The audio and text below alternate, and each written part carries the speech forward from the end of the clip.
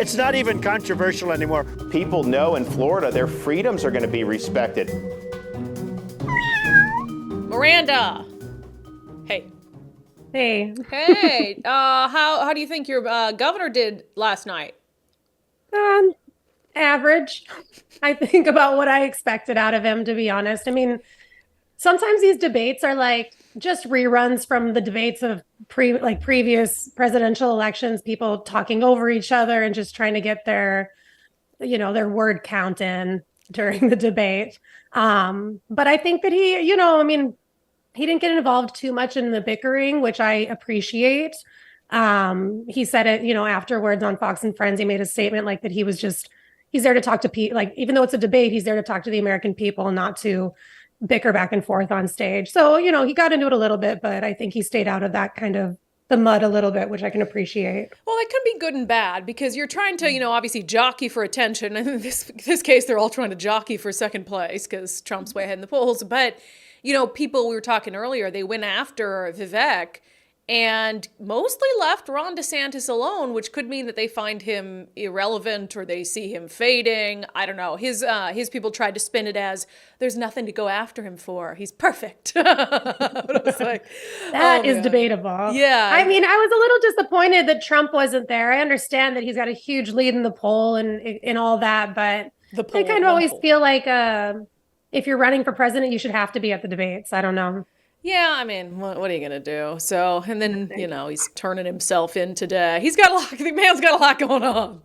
Fair enough.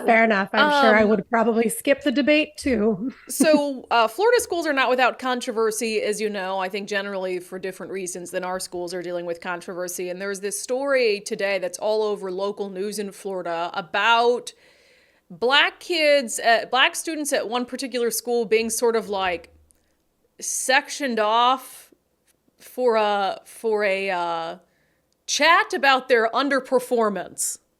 Yeah, so teachers and staff held a little assembly in order to try to, I guess, promote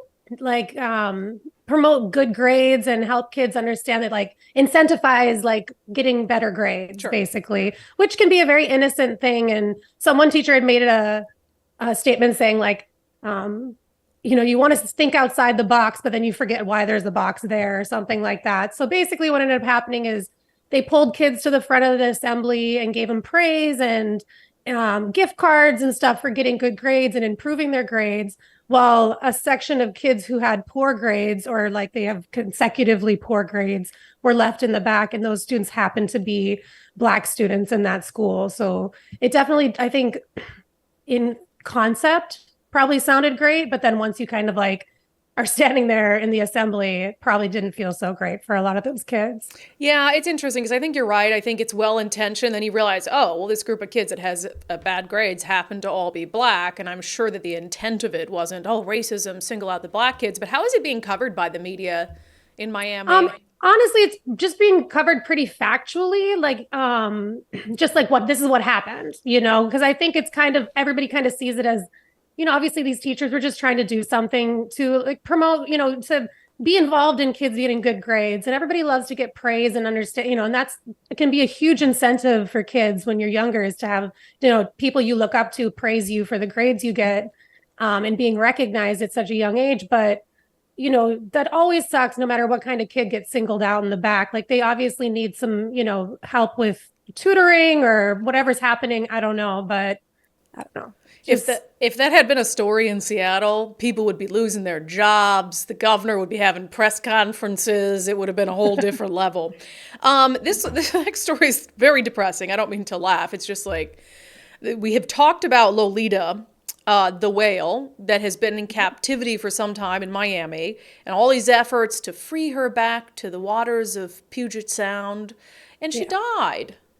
She did. She died of renal failure just 5 or 6 days ago. And it was super shocking. I guess they said she wasn't feeling well, which was kind of unknown to the public. So her death came like super shockingly. I mean, back in March, they agreed to allow the owner, I believe, of the Indiana Colts he was the one that was going to fund the whole whole move of her back to her like natal waters in the Pacific Northwest. And it's said that her mother and grandmother are still alive, swimming free out there. She was captured from the wild. So I think that's kind of what has always created a little bit of outrage with her, is that she just wasn't born in captivity, and she was kept in a pretty small whale bowl, they call it, in comparison to a lot of the other like Sea Worlds and stuff. Her container was pretty small.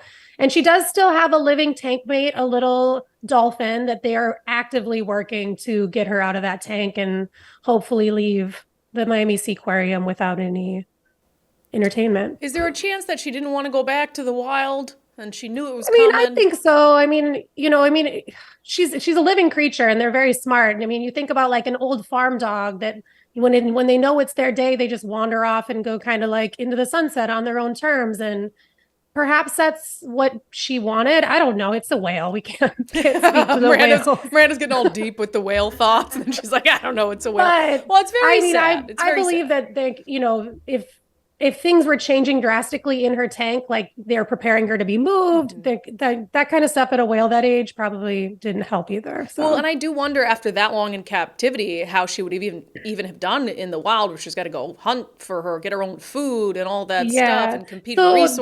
The area that they were going to bring her to in the Salish Sea is like a very heavily monitored pod of whales, and there's some of her descendants that live in the pods that live in that area. So it's kind of referred to as like a reserve, I guess, for whales.